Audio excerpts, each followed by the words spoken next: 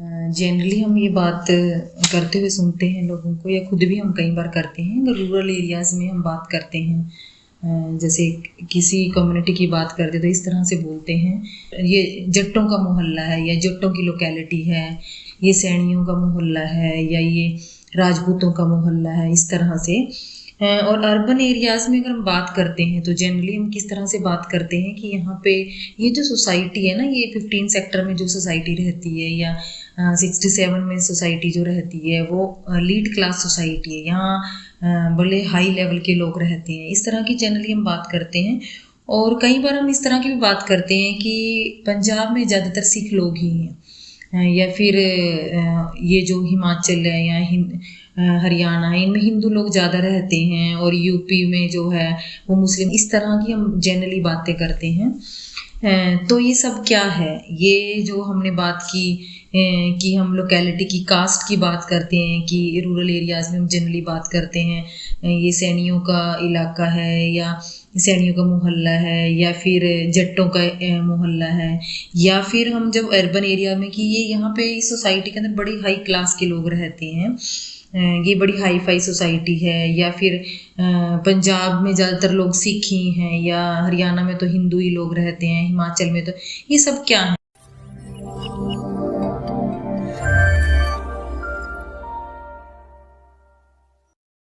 आज हम इसी के बारे में बात करेंगे। आज का टॉपिक हमारा इसी से रिलेटेड है कि जो हमारी जो सोसाइटी है वो डिफरेंट ग्रुप्स के अंदर डिवाइडेड है। इसी तरह के ग्रुप कई बार वो कास्ट को लेकर डिवाइडेड है। बहुत ही हमारे इंडियन सोसाइटी की अगर हम बात करें उसमें तो कास्ट सिस्टम बड़ा ज़्यादा है। कास्ट को लेकर नियर अबाउट बात करते हैं कि 3600 कास्ट हैं यहाँ पे इंडिया के अंदर। तो कास्ट को लेके कभी बात करते हैं हम लोगों के ग्रुप की, कभी हम रिलीजियन को लेके बात करते हैं, सिख लोग हैं, मुस्लिम हैं, क्रिश्चियंस हैं, उस चीज़ को लेकर बात करते हैं। कभी हम स्टेटस को लेके बात करते हैं, मनी स्टेटस को, मनी किसके पास ज़्यादा है तो हम उसको हाई क्लास में रख देते हैं। इस तरह से इन चीज़ों को लेकर जो है एक सोसाइटी, सिर्फ इंडिया की बात नहीं, ये हर जगह ही है। ये कोई सोसाइटी किसी फैक्टर को लेके डिवाइडेड है, कोई सोसाइटी किसी और दूसरे फैक्टर को लेके डिवाइडेड है। तो हर सोसाइटी जो है अलग अलग ग्रुप्स में डिवाइडेड होती है, और ये ग्रुप जो है सोसाइटी में अलग अलग तरह का सोशल स्टेटस और जो प्रिविलेज है वो इंजॉय करते हैं। जैसे हाई स्टेटस लोग हैं जो उनके पास मनी ज़्यादा होता है, फैसिलिटीज़ ज़्यादा होती हैं। इस तरह से सोसाइटी में रहते हुए वो अलग अलग तरह के स्टेटस और प्रिविलेज एंजॉय करते हैं। और इसी डिवीज़न को, सोसाइटी का इस तरह से ग्रुप में बटा होना, कभी कास्ट को लेके, कभी रिलीजियन को लेके, इसी को हम सोशल स्ट्रैटिफिकेशन का नाम देते हैं। स्ट्रेटा का मतलब होता है group of people in it who are similar in their education, income और सोशल स्टेटस। जैसे अगर हम एक ग्रुप की बात कर लीजिए, अगर हम हायर जो है जहाँ हम बात करते हैं कि यहाँ बड़े हाई फाई लोग रहते हैं, हाई क्लास है सोसाइटी है ये, तो वहाँ पे हम मनी को लेकर बात करते, तो उस सोसाइटी के जो सारे लोग होंगे, वो ग्रुप जो होगा उन लोगों का, उनके पास कॉमन एक जैसा पैसे की हम बात करते हैं। तो जो सोसाइटी का जो एक ग्रुप होता है, एक स्ट्रेटा की जब हम बात करते हैं तो उनकी जो कैरेक्टरिस्टिक्स होती है वो सिमिलर होती है।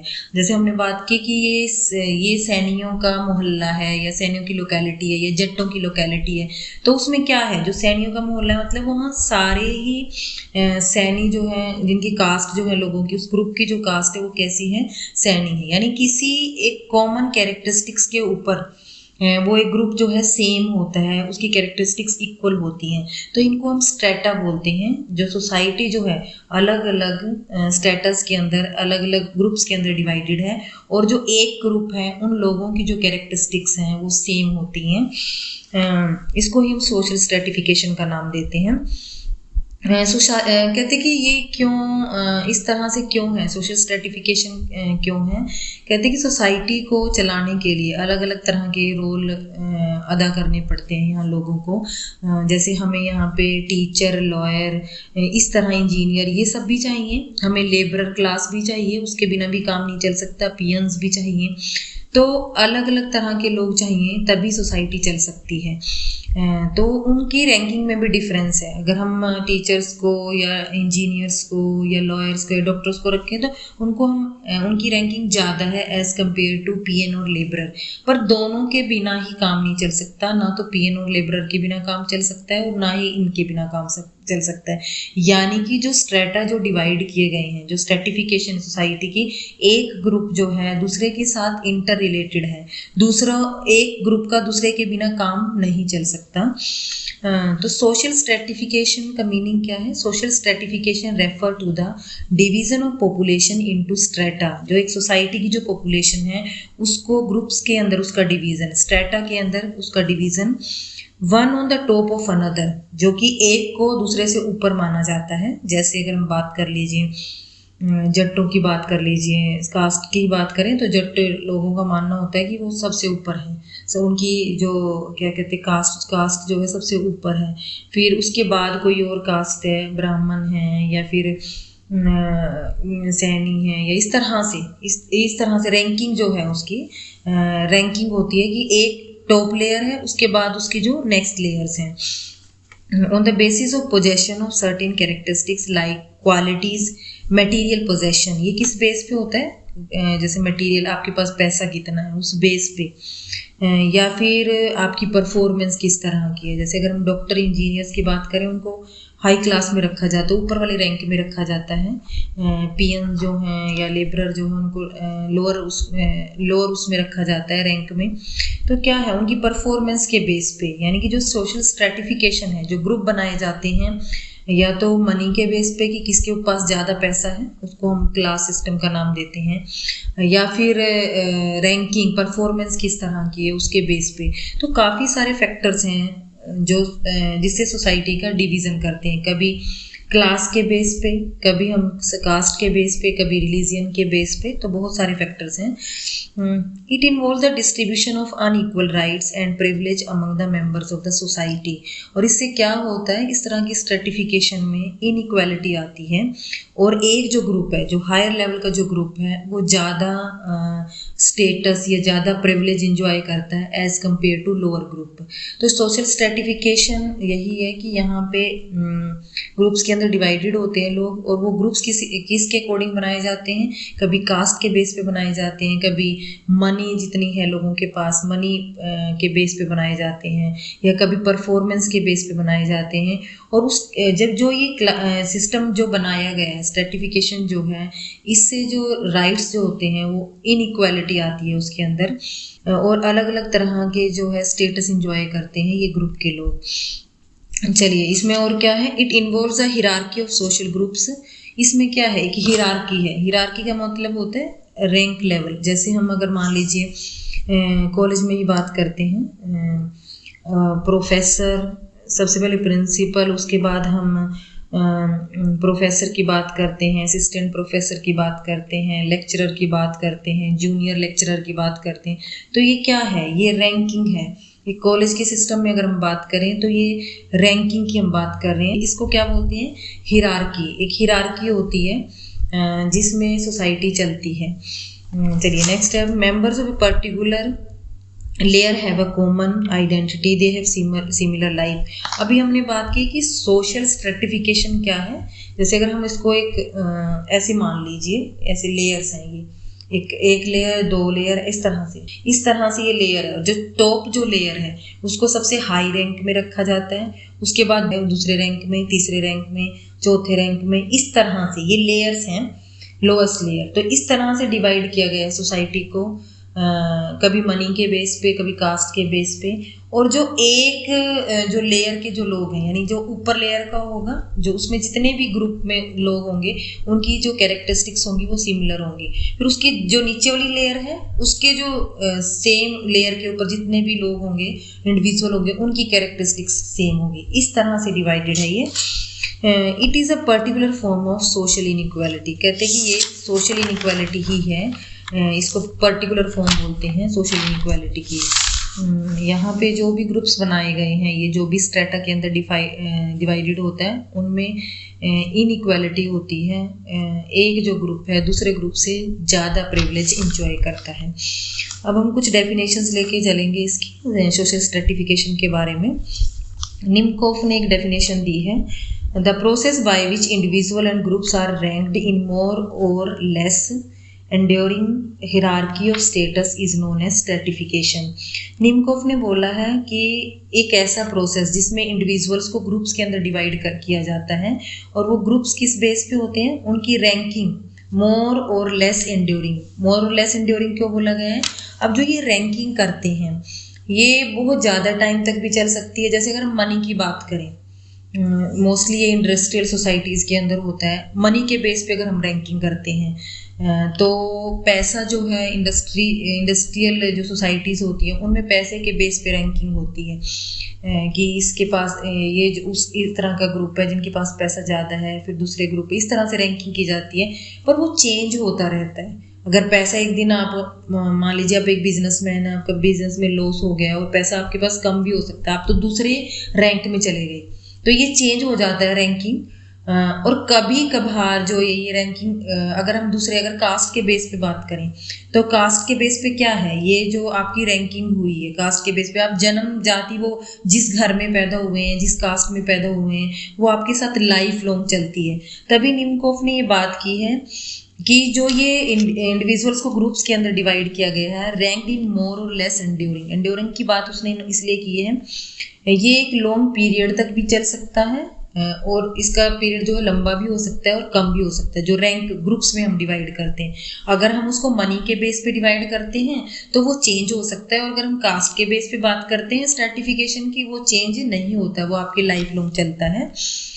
Hierarchy of status is known as stratification. तो निम्कोफ ने इस तरह से बात की है स्ट्रैटिफिकेशन के बारे में। अगर हम गिसबर्ट की बात करें, according to Gisbert, social stratification is the division of society into permanent groups of categories linked with each other। कहते कि जो सोसाइटी का गिसबर्ट ने बताया कि स्ट्रैटिफिकेशन क्या है, सोसाइटी को ग्रुप्स के अंदर डिवाइड कर देना, उनका डिवीजन हो जाना, एक परमानेंट ग्रुप बन गए हैं जो of categories linked with each other. पर जो ये ग्रुप्स बनाए गए हैं वो आपस में क्या हैं, लिंक्ड हैं। एक मैंने पहले भी बात की थी कि एक ग्रुप का दूसरे के बिना काम नहीं चल सकता।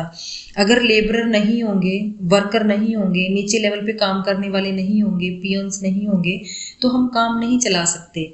आप एक कूड़ा उठाने वाले की बात कर लीजिए, अगर कूड़ा उठाने वाला एक दिन भी ना आए तो हमारा क्या हाल होता है। तो यही है कि एक स्टेटस के अंदर तो डिवाइड हैं, ग्रुप्स डिवाइडेड हैं, लेबर क्लास है या जो ये लीड क्लास है जिसमें इंजीनियर्स डॉक्टर्स आ जाते हैं, पर दोनों का एक दूसरे के बिना काम नहीं चल सकता, वो एक दूसरे के साथ लिंक्ड हैं। और किस तरह से लिंक्ड है, किस तरह का रिलेशनशिप है, सुपीरियरिटी एंड सबऑर्डिनेशन, सुपीरियरिटी का और सबऑर्डिनेशन का, कुछ सुपीरियर है कुछ सबऑर्डिनेट है उनके, इस तरह से लिंक्ड है और दोनों का एक दूसरे के बिना काम भी नहीं चल सकता। नेक्स्ट अगर हम बात करें अकॉर्डिंग टू रेमंड, रेमंड ने क्या बात की है सोशल स्ट्रैटिफिकेशन के बारे में। Social stratification is horizontal division of society into higher and lower social units. अभी तो हम बात कर रहे थे कि जो सोशल स्ट्रैटिफिकेशन है वो इस तरह से टॉप लेयर, उसके बाद लेयर, उसके बाद लेयर, इस तरह से ग्रुप्स में डिवाइड है रैंकिंग के बेस पे। पर यहाँ पे रेमंड ने बात की है कि जो सोसाइटी का जो डिवीजन है अकॉर्डिंग टू रेमंड, रेमंड के अकॉर्डिंग जो सोसाइटी का डिवीजन जो है जो हॉरिजॉन्टली है, मतलब इस तरह से सोसाइटी है और उसको इस तरह से ग्रुप्स के अंदर डिवाइड कर दिया गया है, सोशल यूनिट्स के डिवाइड, उसको उन्होंने सोशल स्ट्रैटिफिकेशन का नाम दिया है। और ये एक ग्रुप जो है दूसरे ग्रुप से अलग है, उन्होंने इस तरह से इसको यूनिट्स में डिवाइड किया है।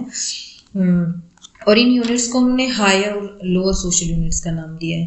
पर उन्होंने यहाँ पे रेमंड ने सोशल स्ट्रैटिफिकेशन में लेयर्स की बात नहीं की है कि एक लेयर दो लेयर इस तरह से वर्टिकली, उन्होंने बोला कि सोसाइटी है पूरी हॉरिजॉन्टली और इसको ऐसे स्टेटस में डिवाइड कर दिया गया है और एक जो स्टेटस है दूसरे स्टेटस से अलग है, एक हायर है और एक लोअर यूनिट है। चलिए अब नेक्स्ट हम बात करते हैं कि स्ट्रैटिफिकेशन का ओरिजिन कहाँ से हुआ, कहाँ से ये स्टेटा बनने शुरू हुए सोसाइटी के। आज की जो स्ट्रैटिफिकेशन है पुराने टाइम से जो बहुत पहले पहले टाइम था उससे बिल्कुल अलग है। पहले और तरह की स्ट्रेटिफिकेशन थी। उस समय कास्ट के बेस पे, रेस के बेस पे ज़्यादा सोसाइटी को डिवाइड किया जाता था। आज की जो स्ट्रेटिफिकेशन है वो अलग तरह की है। अगर हम इसके ओरिजिन की बात करें तो डेविस ने कहा है, according to Davis, it has come into being due to the functional necessity of the social system. Davis बोलते कि सोशल सिस्टम को, सोसाइटी को पूरी तरह से चलाने के लिए, उसकी फंक्शनलिटी के लिए स्ट्रेटिफिकेशन की जरूरत पड़ी, इसलिए इसको शुरू किया गया था। कहते कि सोसाइटी को चलाने के लिए में हर तरह के लोग चाहिए, हायर क्लास भी चाहिए, लोअर क्लास भी चाहिए। तो उसको चलाने के लिए ही इसका डिवीज़न किया गया था। कभी कास्ट के बेस पे, जैसे ब्राह्मण, क्षत्रिय, इस तरह के, जैसे हमारे इंडियन उसमें चलता था, कास्टिज्म सिस्टम था। तो कहते कि सोसाइटी का हर काम करने के लिए, पूरी तरह से इसको चलाने के लिए हमें हायर रैंक के लोगों की भी जरूरत थी और लोअर रैंक के लोगों की भी जरूरत थी। तो इसलिए इसका ओरिजिन हुआ स्ट्रेटिफिकेशन का। अगर कार्ल मार्क्स की बात करें तो उन्होंने बताया है कि social factors are responsible for the emergence of different social strata, की कुछ सोशल फैक्टर्स है, जैसे इकोनॉमिक फैक्टर्स हैं, इस तरह के जो कुछ सोशल पॉलिटिकल फैक्टर्स हैं, वो रिस्पॉन्सिबल थे इस तरह की स्ट्रेटिफिकेशन के लिए, कार्ल मार्क्स के अकॉर्डिंग। एक और बात की गई है कि इसका जो ओरिजिन है सोशल स्ट्रेटिफिकेशन का, पहले जो ग्रुप्स होते थे, जैसे एक ग्रुप जो दूसरे ग्रुप से लड़ते रहते थे, लड़ाइयाँ होती रहती थी ग्रुप में, एक सोसाइटी में दूसरी सोसाइटी के बीच में, या एक सोसाइटी के ही ग्रुप से जो बने हुए हैं उनके बीच में सोसाइटी, तो जो जीत जाता था उसको हायर रैंक पे, जो हार जाता था उसको लोअर रैंक पे। तो लोगों के बीच में उस लड़ाई के कारण भी, उस जीतने और हारने के कारण भी इस तरह के सोशल स्ट्रेटिफिकेशन का डेवलपमेंट हुई, इस तरह का ओरिजिन हुआ। कई बार रेशियल फैक्टर्स जो हैं, रेशियल डिफरेंसेस, जैसे स्किन कलर को लेके या एथनिक जो रीज़न है उसको लेके, वो भी एक पावरफुल सोर्स था सोशल स्ट्रेटिफिकेशन का। जैसे अगर हम अमेरिकन, वो जो एक काले लोग हैं या गोरे लोग हैं, वहाँ पे इस तरह का रेशियल स्किन कलर को लेके स्ट्रेटिफिकेशन है, सोशल स्ट्रेटिफिकेशन। चलिए अब नेक्स्ट हम बात करते हैं। तो ओरिजिन की बात थी कि किस तरह से ओरिजिन हुआ होगा।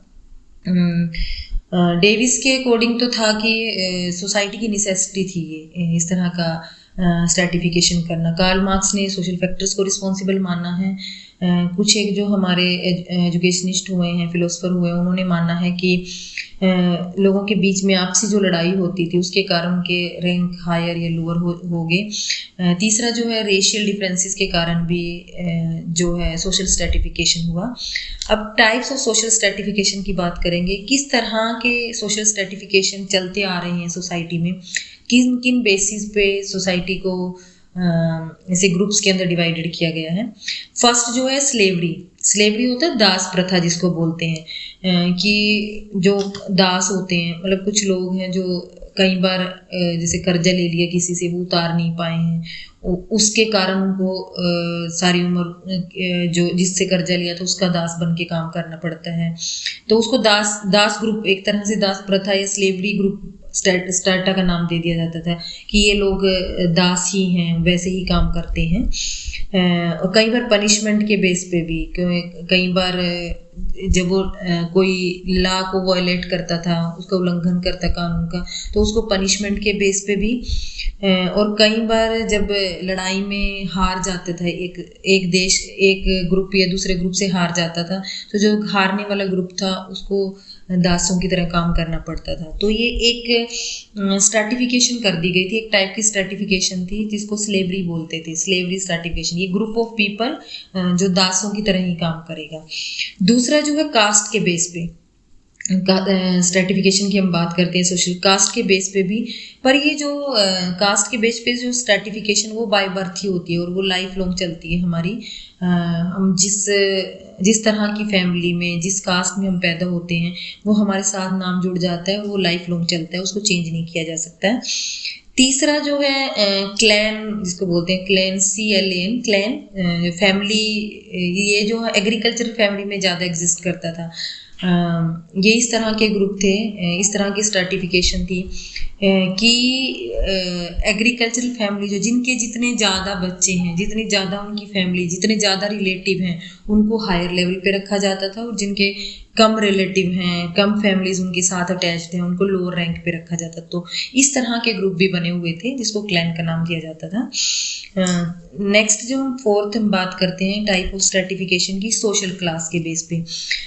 ये जो सोशल क्लास थी इसमें मेनली मनी की बात करते थे, किसके पास प्रॉपर्टी ज़्यादा है या मनी जो पैसा जो ज़्यादा है उसके बेस पे ग्रुपिंग कर दी गई थी। जिसके पास ज़्यादा पैसा है वो हायर क्लास में है, प्रॉपर्टी ज़्यादा है, उसके बाद जिसके पास और थोड़ा पैसा है दूसरे ग्रुप में। इस तरह से स्ट्रेटा बना दिए गए थे मनी के बेसिस पे। तीसरा जो है क्लास की, ये तो सोशल क्लास की हमने बात की। एक क्लास है जिसमें एक इंडस्ट्रियल सोसाइटीज़ की बात की गई थी। इंडस्ट्रियल सोसाइटीज़ में जैसे बिजनेस सोसाइटी होती है, उनमें जिनके पास ज़्यादा, जिनका अच्छा बिजनेस चलता है, पैसा है, वो हायर रैंक पे हैं। पर यहाँ पे इंडस्ट्री जो ये इस वाली क्लास की हम बात करते हैं इंडस्ट्रियल सोसाइटीज़ की, यहाँ पे रैंकिंग जो है चेंज होती रहती है। कई बार बिजनेस में लॉस हो गया या फिर किसी तरह का, तो रैंकिंग चेंज हो जाती है, ये लाइफ लॉन्ग नहीं होता। तो इस तरह की स्ट्रैटिफिकेशन थी इंडियन ये सोसाइटीज़ के अंदर, अलग अलग सोसाइटीज़ के अंदर। एक तो स्लेवरी हमने बात की, दास प्रथा जो है उसके बेस पे स्टेटा बनाए गए थे। कास्ट की हमने बात की, क्लैन की बात की है, सोशल क्लास की बात की है, और इंडस्ट्रियल क्लासेस की बात की है। अब इंडियन सोसाइटी अगर हम बात करें, social stratification in Indian society में किस तरह की सोशल स्ट्रैटिफिकेशन है या थी पहले। अगर हम एंशिएंट टाइम की बात करें, पुराने टाइम में किस तरह की स्ट्रैटिफिकेशन थी। शुरू में तो तीन कैटेगरीज के अंदर डिवाइडेड थे सोसाइटी जो थी हमारी। रिच एंड पावरफुल लोग थे जो जिनके पास बहुत पैसा था, पावर थी। दूसरा जो है मिडिल क्लास, जो फार्मर्स थे या मर्चेंट्स थे जो, उनको मिडिल क्लास के अंदर रखा जाता था। और तीसरा जो है लोअर क्लास थी, वो वर्कर्स की थी, और स्लेव्स जो थे उनको थर्ड क्लास में। इस तरह से तीन स्ट्रेटास के अंदर डिवाइडेड थी इंडियन सोसाइटी पुराने टाइम में। इसके बाद अराउंड 1500 BC जो आर्यन लोग थे वो इंडिया के अंदर मूव किए, नॉर्दर्न इंडिया के अंदर उन्होंने एंट्री की अपनी, और यहाँ पे थोड़े टाइम के बाद ही उन्होंने यहाँ पे अपना शासन स्थापित कर लिया और यहीं पे रहने लगे। वो सेंट्रल एशिया से आए थे और उन्होंने नॉर्थ इंडिया के अंदर एंट्री की थी। उसके बाद कुछ टाइम के बाद उन्होंने वो यहीं पे सेटल्ड हो गए, और उनका जो आर्यन का जो साम्राज्य था, एम्पायर था, जो वो मौर्य एम्पायर तक चला, अराउंड 320 BC तक वहाँ तक चला। और इन जो आर्यन लोग थे उन्होंने अर्बन सिविलाइजेशन को बर्थ दिया। उन्होंने जो पहले हम सिर्फ रूरल इंडिया के अंदर जो रूरल उसकी बात करते थे, इन आर्यन लोगों के आने के बाद यहाँ पे अर्बन सिविलाइजेशन स्थापित हुई, जिसको हम शहरी व्यवस्था का नाम देते हैं, वो स्थापित हुई यहाँ पे। और उसके बाद ही अर्बन सिविलाइजेशन स्थापित होने के बाद ही उन्होंने ही कास्ट सिस्टम को और क्लास को बढ़ावा दिया, आर्यन जो लोग थे। तो यहाँ पे जो इंडिया के अंदर जो है सोशल स्ट्रेटा बन गए क्लास के बेस पे और कास्ट के बेस पे। ये माना जाता है कि यहाँ पे उस टाइम में, आर्यंस के टाइम में 3000 कास्ट थी, जो कि 4 मेन क्लासेस के अंदर डिवाइड की गई थी। 3000 कास्ट थी और वो 4 क्लासेस के अंदर डिवाइड की गई थी। वो क्लासेस कौन सी थी? जो फर्स्ट क्लास थी उसमें ब्राह्मण आते थे जो पाठ पूजा का काम करते थे, इस तरह का काम करते थे, जो फर्स्ट क्लास थी। सेकंड जो क्लास थी उसमें क्षत्रिय आते थे जो कि लड़ाई का काम करते थे, लड़ने का काम, युद्ध लड़ने का काम करते थे, उनको क्षत्रिय क्लास में रखा गया था। थर्ड जो थे वो वैश्य थे, जिनमें मोस्टली मर्चेंट्स हैं, जो फार्मर्स हैं, और ट्रेडर्स को रखा गया था, व्यापारी हैं या फिर मर्चेंट्स हैं या फार्मर्स हैं, उनको थर्ड क्लास के अंदर रखा गया था और उस क्लास को वैश्यस का नाम दिया गया था। फोर्थ जो क्लास थी वो शूद्र की थी, जिसमें लोअर क्लास लोग थे, इनको अनटचेबल माना जाता था, मतलब जिनको बोलते ना कि छुआछूत जिसको बोलते थे, कि उनको छूने से भी लोग डरते थे, मंदिरों में एंट्री नहीं थी उनकी, इस तरह की थे। जो कि कैसा काम करते थे? बुचर्स का काम करते थे और स्वीपर्स का काम करते थे, इस तरह के काम ज़्यादा करते थे। ये जो क्लास थी फोर्थ क्लास, जिसको शूद्रा बोला जाता था।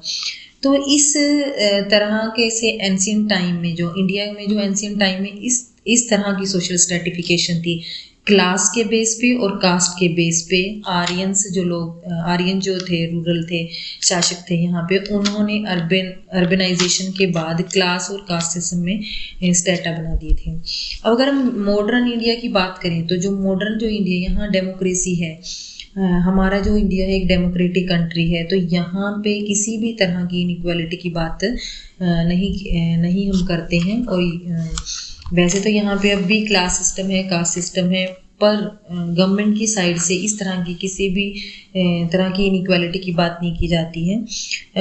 तो यहाँ पे जो बात करते हैं हम equality of conditions and equality of opportunities की बात करते हैं। अब जो मॉडर्न इंडिया के अंदर जो है गवर्नमेंट ने जो है equality of conditions and equality of opportunities. Equality of conditions तो क्या है कि आपकी कंडीशन जो है, मनी सबके पास बराबर हो, इस तरह की कंडीशन, इक्वालिटी ऑफ कंडीशन की पैसा जो है अमीर गरीब ना हो, उस तरह का ना हो।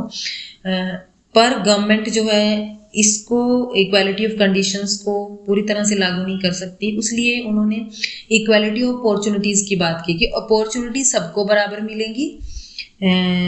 ये डिपेंड करता है आपकी अपनी कैपेसिटी के ऊपर, एबिलिटी के ऊपर और आपके फंक्शंस के ऊपर, आपके काम के ऊपर, आपके एबिलिटी के ऊपर या कैपेसिटी के ऊपर कि आप उन अपॉर्चुनिटी को कितना पकड़ते हो, कितना लेते हो उन अपॉर्चुनिटीज़ को और अपनी कंडीशंस को सुधारते हो मनी के बेस पे या रैंकिंग के बेस पे। तो यहाँ पे जो है इक्वालिटी ऑफ अपॉर्चुनिटी की बात करते हैं मॉडर्न इंडिया के अंदर। तो जो मेन जो एस्पेक्ट है सोशल स्ट्रेटिफिकेशन का, वो कास्ट से रिलेटेड है, क्लास से रिलेटेड है। अभी जो मॉडर्न इंडिया में हम बात करते हैं, मेन जो एस्पेक्ट है स्ट्रेटिफिकेशन का वो कास्ट से भी है, क्लास सिस्टम से भी है, जेंडर इक्वालिटी भी है, इनइक्वालिटी भी है यहाँ पे, और रिलीजियस भी है। 3-4 फैक्टर्स हैं जिनके बेस पे सोशल स्ट्रेटिफिकेशन की जाती है। नेक्स्ट लेक्चर में हम इन फैक्टर्स को अलग अलग उसमें पढ़ेंगे कि कास्ट के बेस पे किस तरह की स्ट्रेटिफिकेशन है इंडिया के अंदर, क्लास के बेस पे किस तरह से है और उसका क्या इफेक्ट है, रिलीजन के बेस पे किस तरह से उसका क्या इफेक्ट है, और जेंडर के बेस पे किस तरह से और उसका क्या इफेक्ट है। तो आज की वीडियो के लिए इतना ही। आप होप कि आपको लेक्चर पसंद आया होगा। अगर आया है तो इसको लाइक कीजिए, चैनल को सब्सक्राइब कीजिए और अपने कमेंट करना ना भूलिए। Thanks for watching this video.